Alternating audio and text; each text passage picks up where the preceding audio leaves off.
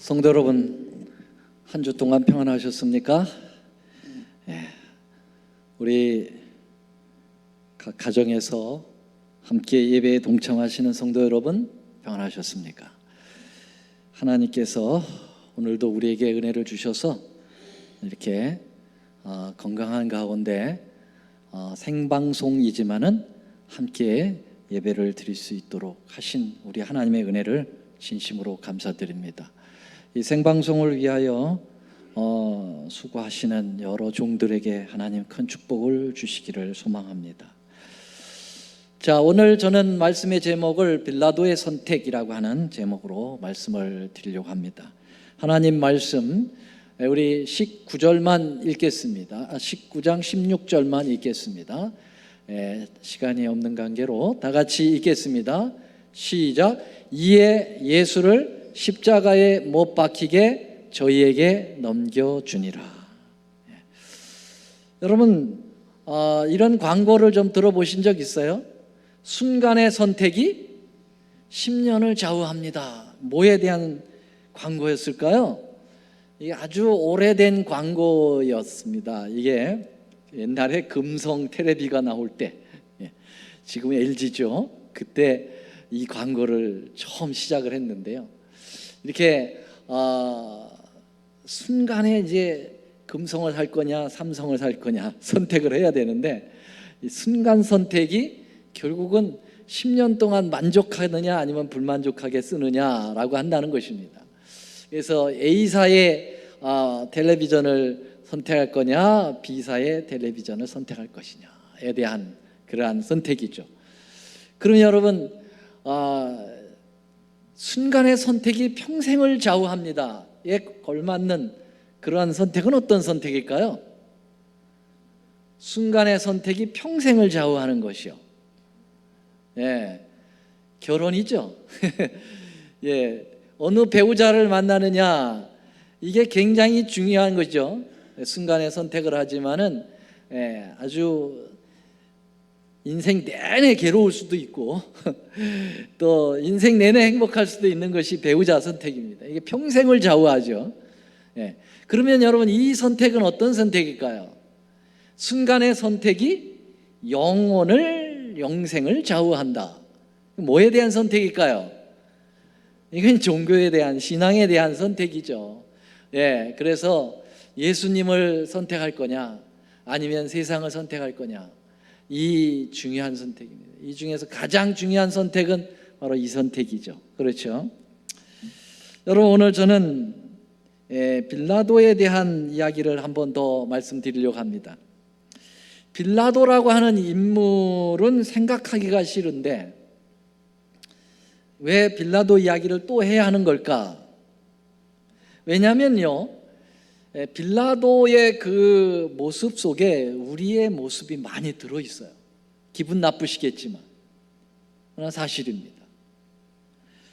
빌라도가 예수님의 재판을 맡아 진행하는 이야기는 단순하지 않습니다.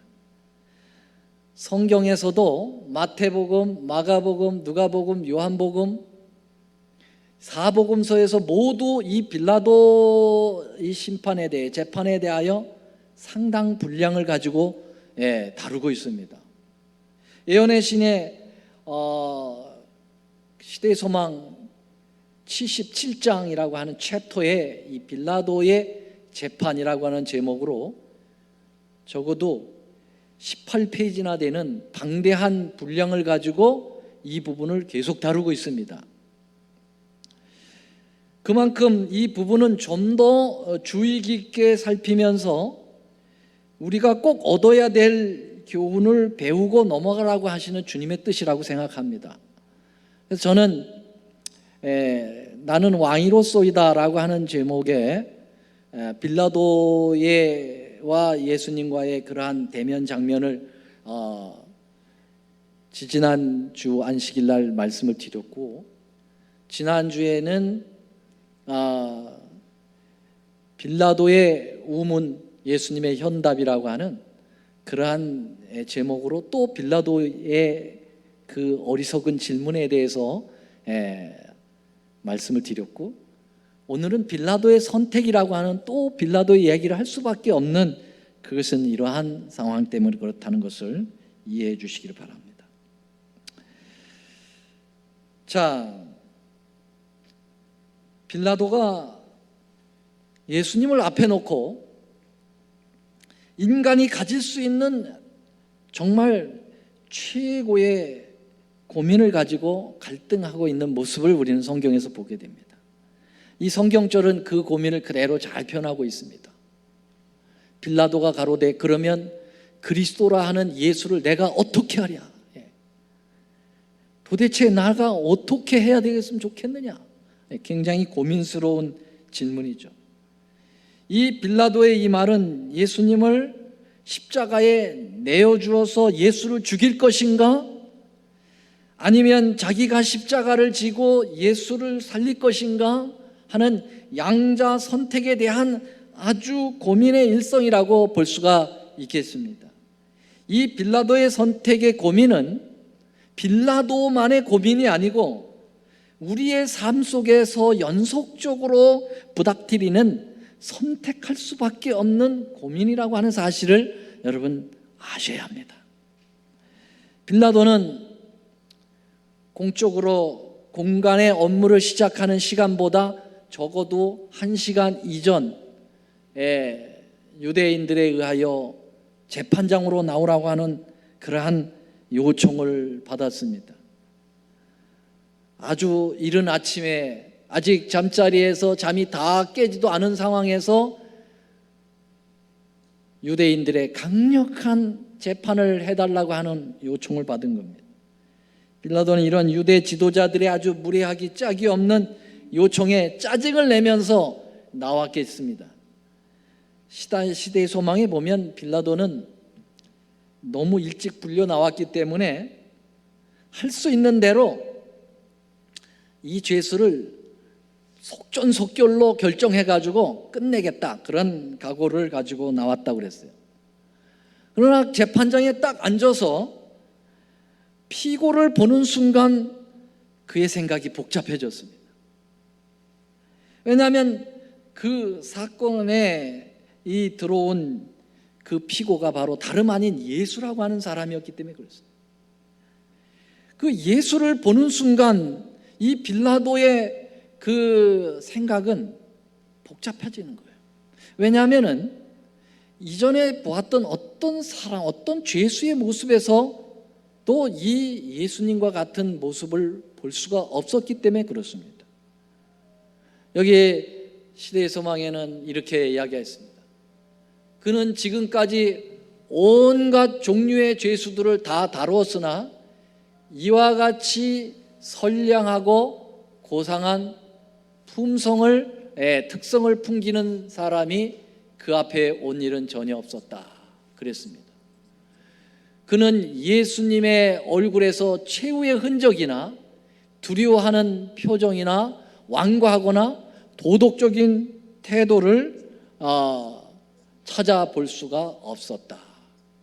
그는 정숙하고 존귀한 태도를 지닌 사람, 죄인의 흔적이 없는 하늘의 특색을 지닌 사람을 보았다. 그리스도의 용모는 빌라도에게 좋은 인상을 주었다. 그의 선한 본성이 일깨워졌다. 여러분, 빌라도가 얼마나 예수님의 인상에 대하여 정말 인상 깊게 봤던지, 심지어는 이 끝에 보세요. 그의 선한 본성이 일깨워질 정도로 처음 보는 예수, 거기에 굉장히 마음에 인상적인 그러한 영향을 받은 것입니다. 빌라도는 송사를 하는 유대인들에게 무슨 일로 이 사람을 나에게 고소하느냐라고 물었습니다.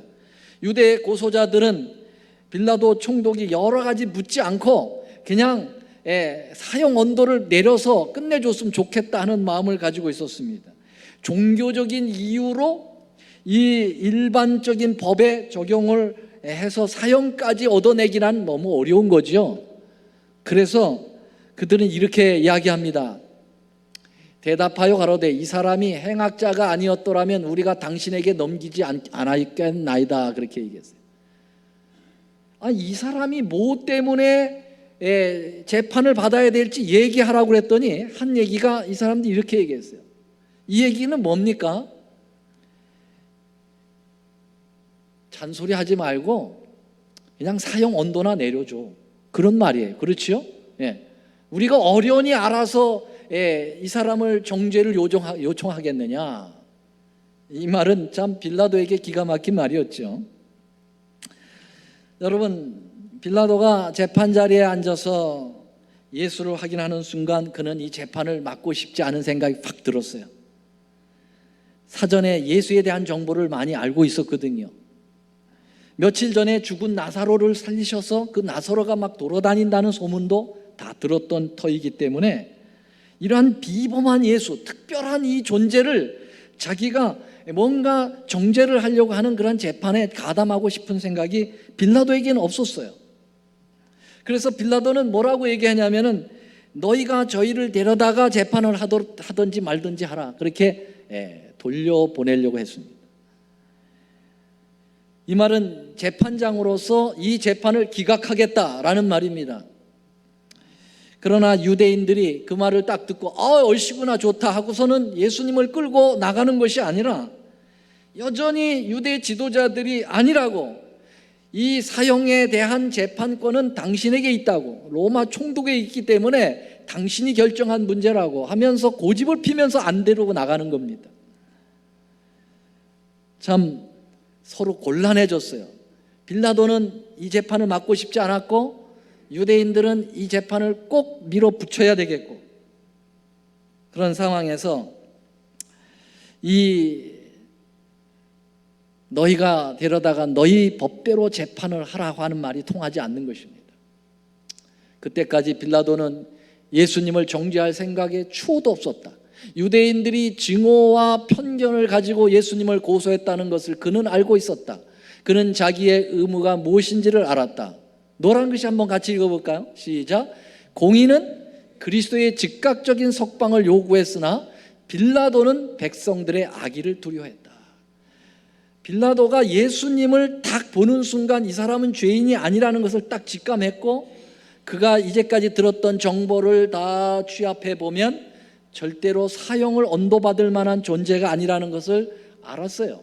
그러면 공의적인 입장에서 이야기를 한다고 하면 바로 즉각적으로 석방을 명했어야 돼요. 이 사람은 죄가 없다고 그렇게 얘기를 했어야 합니다. 그런데도 빌라도는 결정을 내리지 못하고 주저하고 있는 것입니다.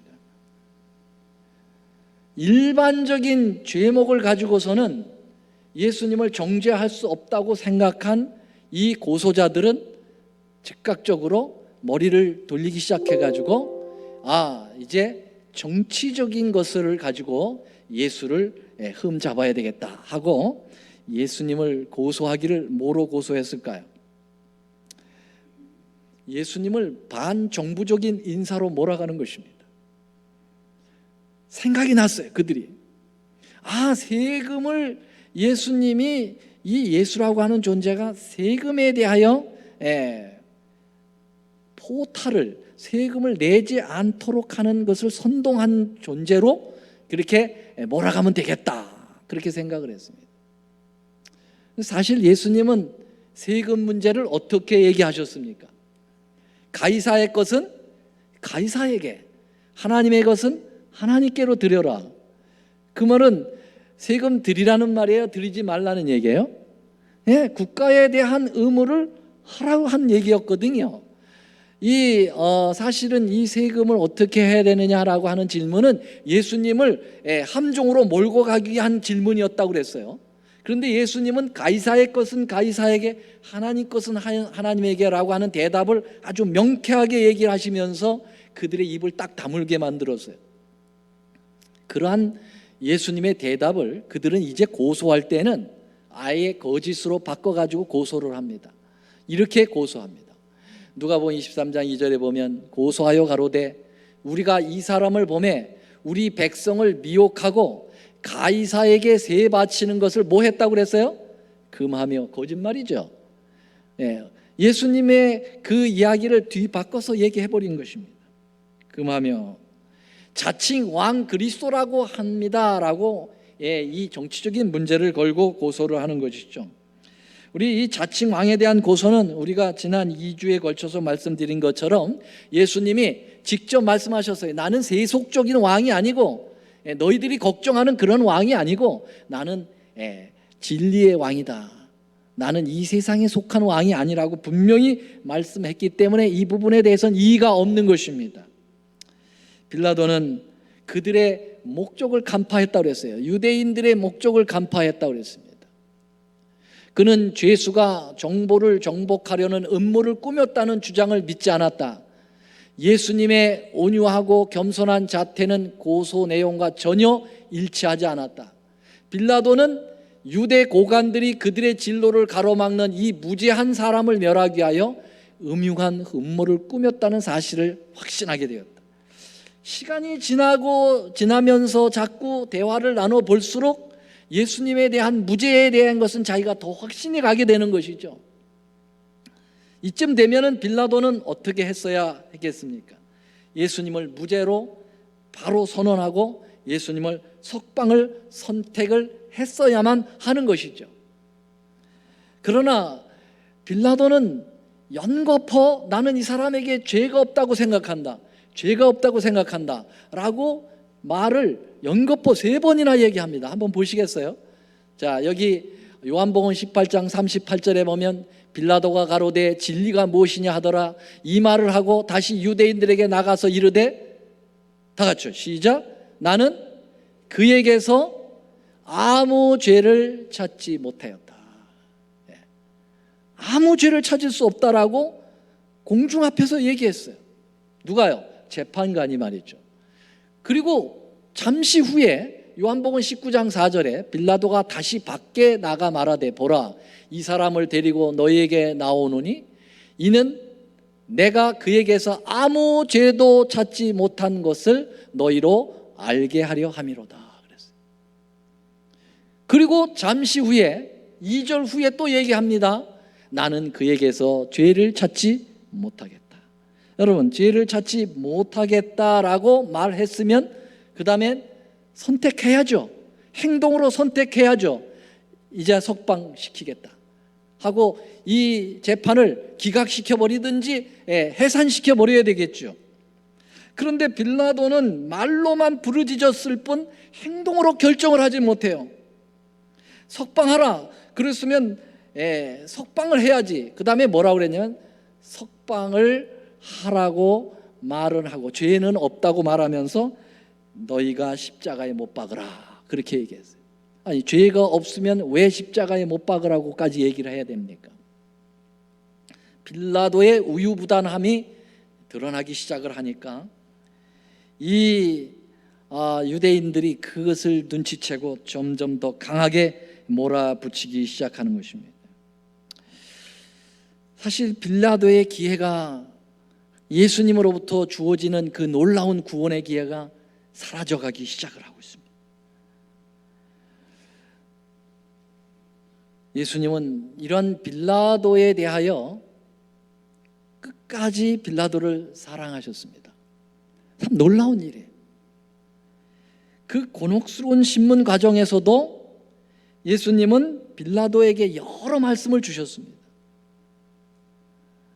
예수님께서 빌라도에게 참 많은 말을 하셨다는 것은 놀라운 일이에요.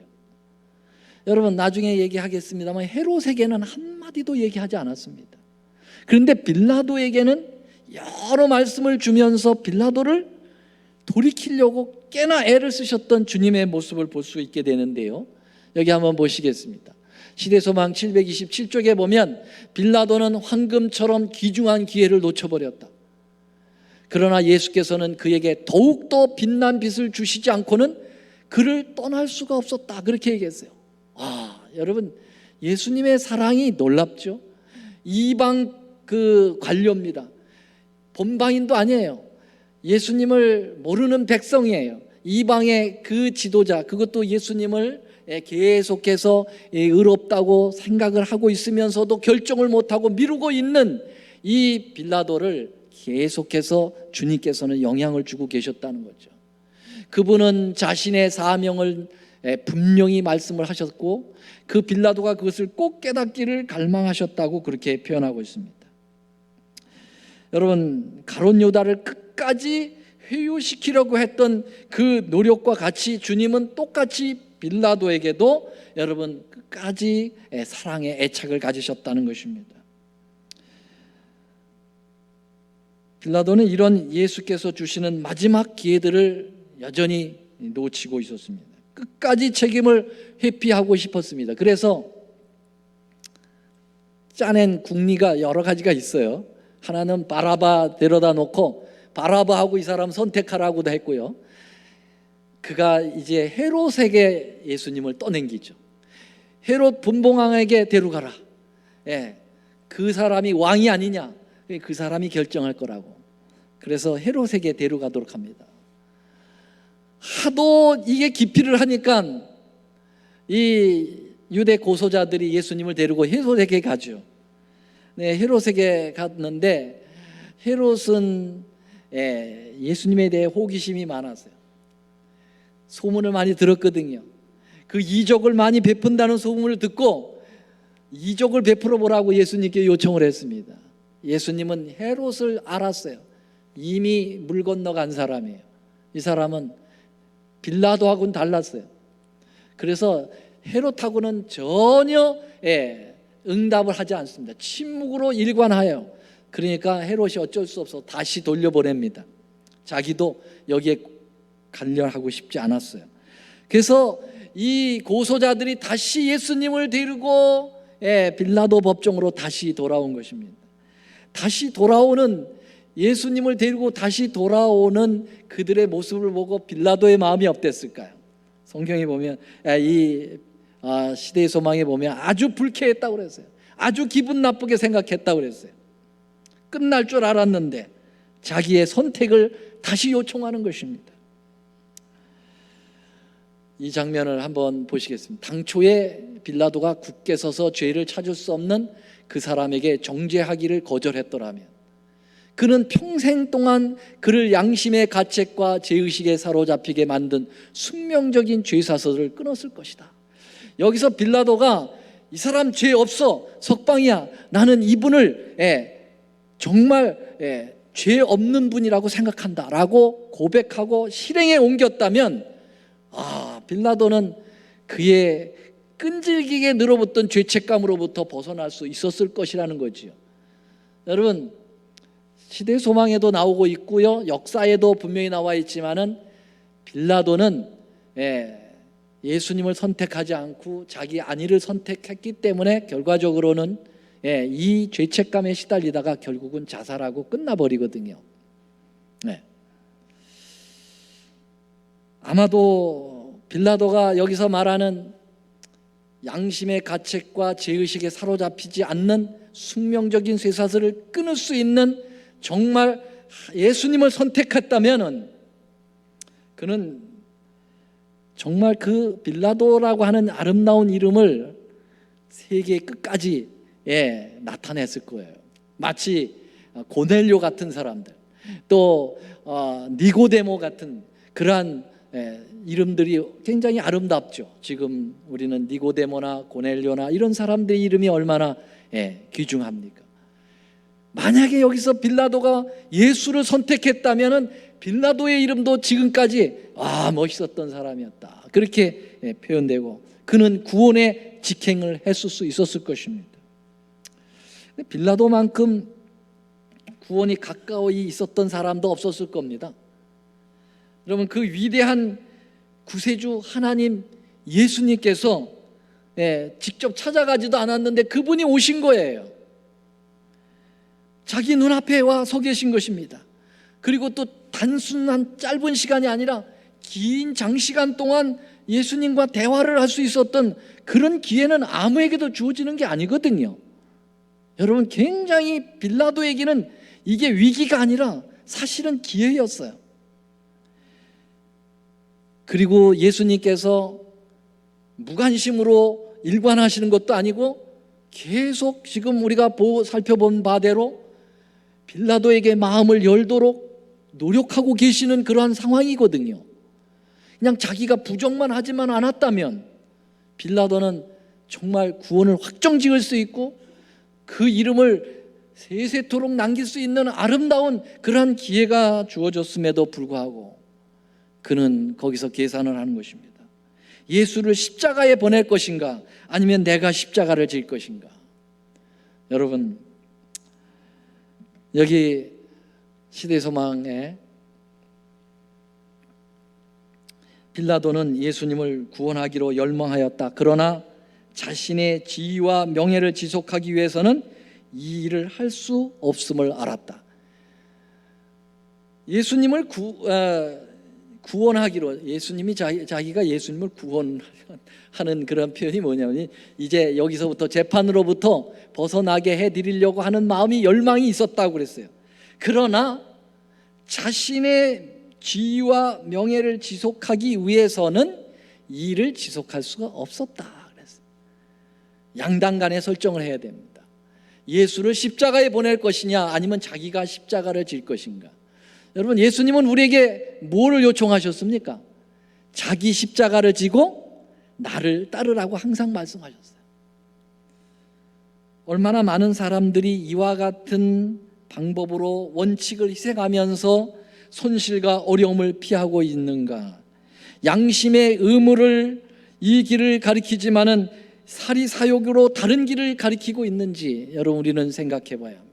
이건 빌라도만 갖는 고민이 아니라 우리들의 고민이라는 거죠.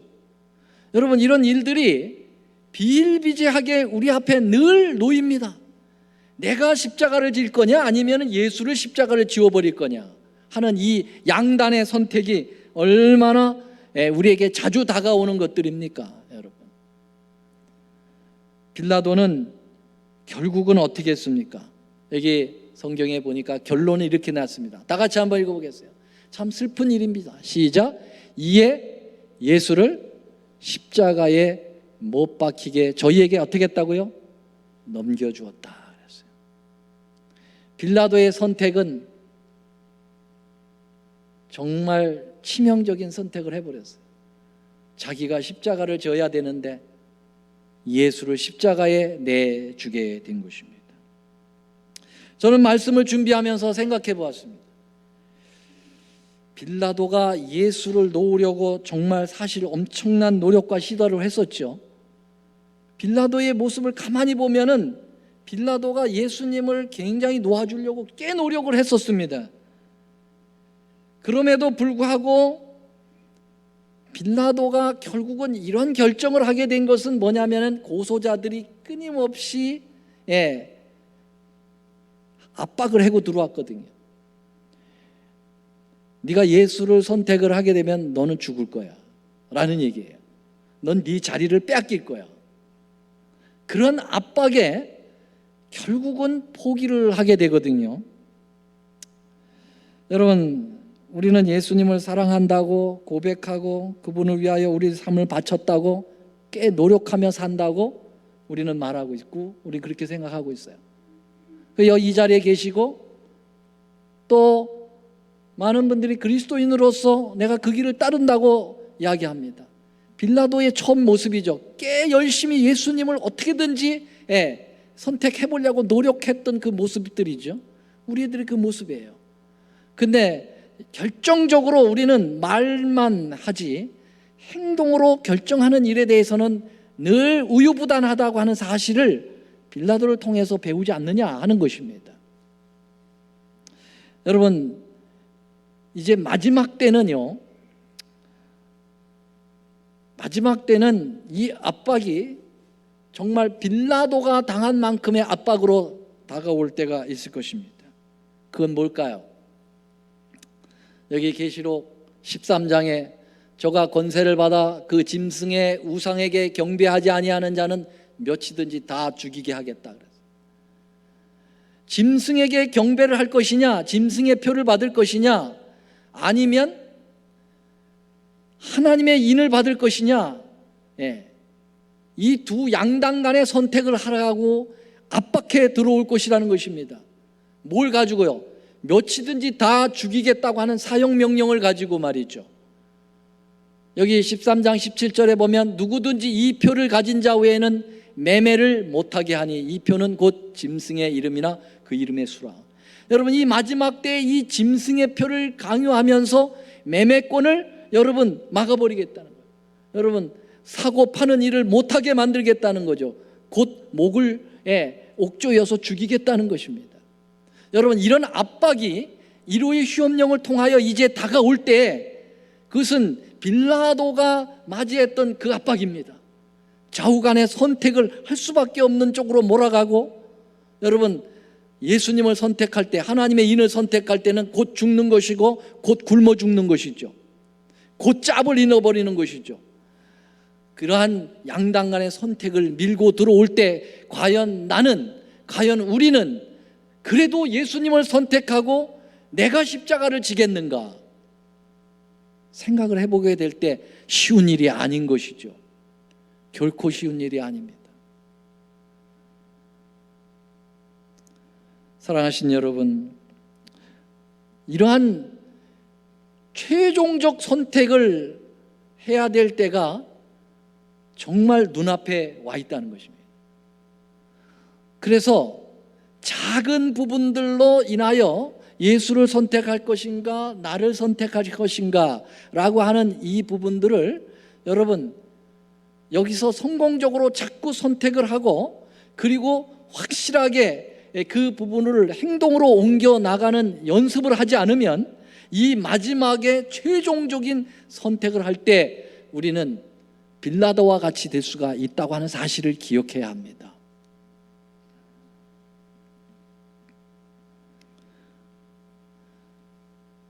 언제든지 선택의 그 마지막은 선택으로 이루어지게 돼 있어요. 여호수아 시대 때 여호수아가 가나안 입국하여 백성들을 보니까 자꾸 이방신을 섬기려고 하는 태도들을 보이게 될 때 여호수아가 강력하게 이야기합니다. 만일 여호와를 섬기는 것이 너희에게 좋지 않게 보이거든 너희 열조가 강 저편에 섬기던 신이든지 혹 너희에 거하는 땅 아모리 사람의 신이든지, 다 같이 읽어보겠습니다. 크게 읽겠습니다. 시작. 너희 섬길 자를 오늘날 택하라. 오직 나와 내 집은 여호와를 섬기겠다. 정말 멋있는 일이에요. 여호수아는 그 말을 하고 실제로 행동으로 옮겼습니다. 머뭇머뭇거리지 않았다는 것이죠. 하나님의 거룩한 나라, 영적 가나안이 어디입니까? 하늘나라죠. 거기에 들어갈 때 이런 결단이 필요하다는 것이죠. 여호수아는 하늘에 갈 때에 바로 이러한 결단이 필요하다는 사실을 우리에게 촉구하고 있습니다. 여기 갈멜산상에서 850대의 일의 싸움을 누가 벌이고 있습니까? 엘리야가 벌이고 있습니다. 그런데 지금 바알을 섬길 것인지 하나님을 섬길 것인지 그 양단 결정을 해야 될 백성들은 우물쭈물하고 있습니다. 이때 엘리야가 강력하게 요청합니다.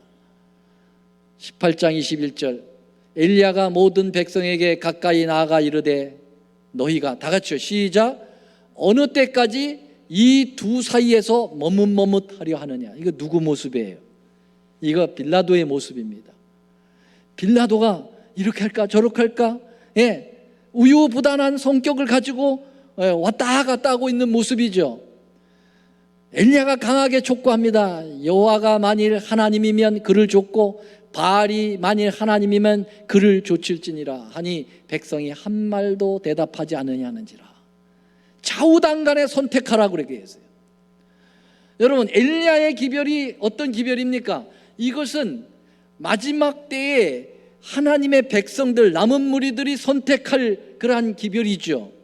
세 천사의 기별이죠. 세 천사의 기별이 뭡니까? 너희들이 바벨론에 머물러 있든지 아니면 거기서 나와서 하나님의 백성이 되든지 좌우당간에 하나로 결정하라. 짐승의 표를 받든지 아니면 하나님의 인을 받든지. 셋째 천사의 기별. 나는 하늘과 땅과 바다와 물들의 근원인 만드신 이를 경배하겠다. 첫째 천사의 기별. 여러분, 세 천사의 기별이 모두가 마지막 선택을 촉구하는 기별이거든요.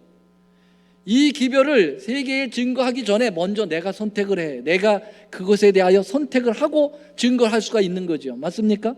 나는 선택을 하지 않고 말로만 남은 무리요, 말로만 나는 하나님을 따른다. 이건 빌라도 얘기입니다.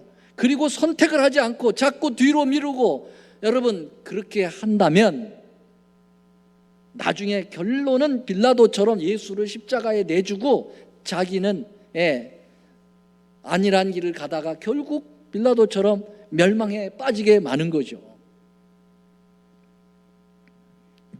우리는 선택을 안 하고 빌라도처럼 회피, 끝내 빌라도는 선택할 수밖에 없었습니다. 우리도 마찬가지예요. 좌우당간의 선택을 해야 됩니다. 근데 그 결정적 선택할 날이 정말 가까이 왔다는 사실이죠, 여러분. 저는 여기 이제 한 이야기를 좀 드리면서 말씀을 마치겠는데요. 혹시 이 친구를 아십니까? 한지만이라고 하는 재림 청년 혹시 아십니까? 이 사람이 어떤 친구예요? 이 한지만은 영남합회 대구 중앙교회 다니는 재림 청년입니다. 영남 그 36 그 교장 선생님의 아들이에요. 근데 이 친구가 그 경북대학교 의과대학에 붙었습니다. 정말 의대에 들어가기가 쉽지 않죠. 공부를 굉장히 잘했던 것 같아요. 근데 딱 학교를 입학을 하고 딱 보니까 이제 그 시험 스케줄이 딱 나왔는데 다 안식일에 걸린 거예요. 안식일 날 시험을 보지 않으면은 어떻게 되겠어요? 유급이에요. 그래서 이 한지만 형제가 교수님들을 일일이 찾아가면서 이야기합니다. 저는 제7 안식 예수 재림교회 재림 청년입니다. 도와주세요. 저는 안식일 날 시험을 치를 수가 없습니다.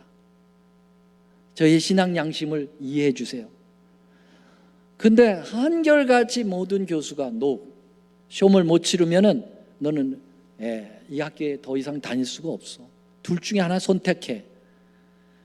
여기 학교에 이 안식일 날 토요일 날 시험 보아가지고 의사가 되든지, 아니면 네가 안식일을 지키고 결국 의사가 되지 않든지, 둘 중에 결정을 하라고. 아무리 얘기해도 학교에 탄원을 해도 안 됩니다. 그래서 이 한지만 형제가 최종적으로 할 수밖에 없었던 것은 이제 나라의 재판을, 이 학교를 대상으로 해서 재판을 건 겁니다. 양심적인 그러한 그 헌법에 준해서 이 토요일 날 시험 보지 않고 다른 날 대체할 수 있도록 해달라고 하는 법에 호소를 한 거지요. 그래가지고 지방 법원에 1차 소송을 냈는데 패소했습니다. 그래가지고 이제 희망이 없어진 거예요.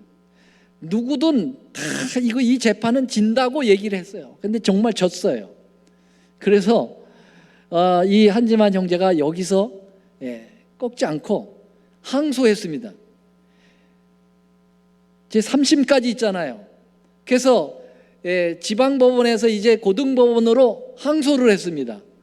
그리고 이 한지만 형제의 이 소식이 전국으로 알려지고, 그리고 이 여기에 이제 선배 의사들이 이걸 도와주기 위해서 가진 노력들을 하면서 기도회를 벌이기 시작을 해가지고, 여러분들이 그 재림 마을에 보면은 이 한지만 이 결정에 대하여, 재판에 대하여 승소할 수 있도록 기도해달라고 하는 요청이 있어가지고 전국적으로 기도를 했고요. 전 세계적으로 해서 기도 요청을 그 전 세계의 언어로 다 해가지고선 다 보냈어요. 그래서 그 결과적으로 엄청난 기도들이 솟구치는 가운데에서 다시 이제 항소를 한 거거든요. 고등법원에서. 패소했을까요? 승소했을까요? 승소했습니다, 여러분. 아멘입니까? 와, 놀라운 일이에요. 여러분, 먼저 변호사를 선임을 했는데 그 1심에서 그 변호사가 패소하고 난 다음에 재심 이 항소할 때 좀 맡아달라고 그랬더니 안 맡아준다고. 그건 틀림없이 질 수밖에 없는데 내가 그걸 왜 맡느냐고. 그래가지고 재림교회 변호사를 선택했어요. 그래서 이 변호사도 처음에는 난색을 표했는데 하나님을 믿는 사람이니까 끝까지 해보자. 그리고서는 철저하게 연구를 해가지고서는 전 세계적인 사례들을 다 갖다가 소집을 하고 또 선배들이 갔던 그 길에 그 자료들을 해가지고서는 법원에 올렸는데 승소를 한 거예요. 야, 그래서 그 기쁨은 이루 말할 수가 없었는데, 여러분 그 장면을 잠깐 영상으로 좀 보겠습니다.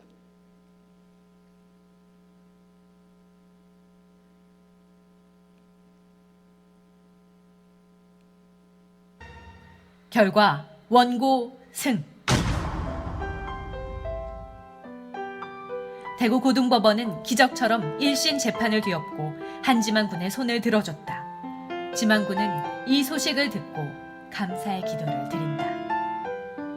대구 고등법원의 판결문에는 종교적 성일 준수를 위한 대체 시험 제도를 학교 측이 마련해야 한다는 판사들의 견해가 적혀 있었고, 한지만 학생을 배려하지 않으려는 K대학교의 주장이 왜 잘못되었는지 일목요연하게 정리되어 있었다. 또한 그동안 각 학교에서 안식일 성수로 인해 어려움을 당하던 선배들의 사례가 모두 인용되었다. 종교적 성일 준수에 대한 대한민국 첫 판례였다. 이심 때 우리가 승소했습니다. 우리가 이겼다는 거예요. 그래서 이 사람은 한지만을 도왔던 뭐 선배 의사입니다. 감사합니다. 그냥 막 깔깔 웃을 수밖에 없었죠. 너무 좋아가지고. 그 화면에서 이 사람은 승소라는 그 글자가 한지만을 도왔던 변호사입니다. 승소를 이끌었던 속으로 재림교인이죠. 감사합니다 이런 생각을 하면서 정말 감사하더라고요. 이 하나님이 친구가 한지만입니다. 내가 믿는 하나님이 정말 살아계시고 내 믿음이 부족해서 하나님께 전적으로 의지하지 못하는 부족한 나이지만 그마저도 하나님께서는 나를 사랑하시고 끝까지 책임지시는 모습을 그 판결을 통해 느꼈기 때문에 너무나 기쁘고 행복한 순간이었던 것 같습니다. 네, 자 여러분, 이 한지만 형제가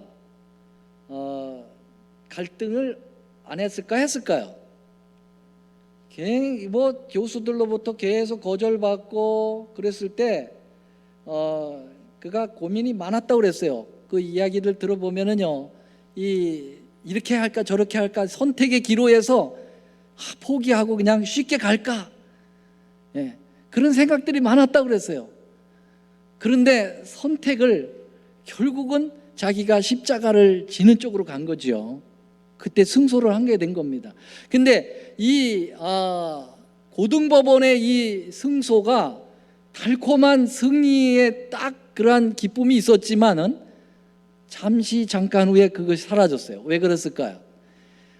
이 경북대학교 의대에서 그 그러니까 고등법원의 이 판결을 불복하고 다시 대법원에 제3심을 요청했다는 거죠.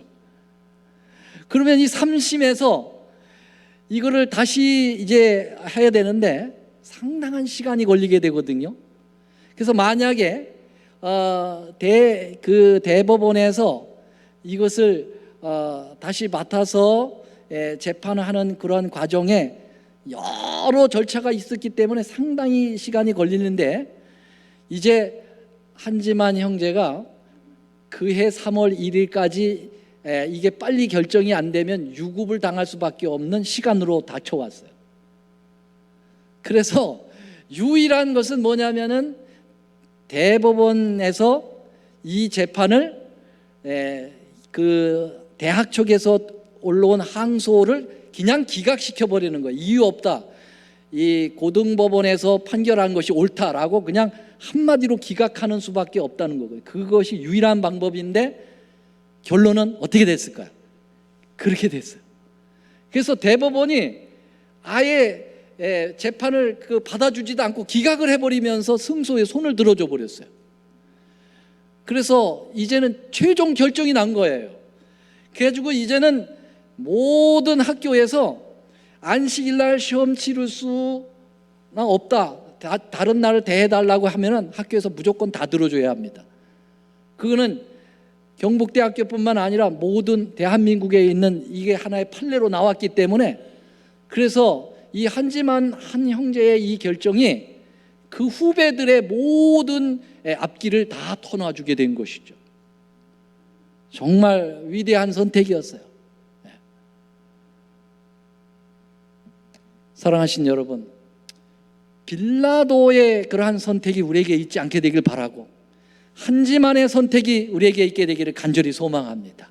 여러분, 이러한 것들이 우리 안에서 자주 경험되어질 때 마지막 날 이제 하나님의 인을 선택할 것이냐 짐승의 표를 선택할 것이냐의 선택에 우리는 정확하게 하나님 쪽을 선택할 수 있는 힘이 생기고 그러한 능력이 생길 것으로 믿습니다.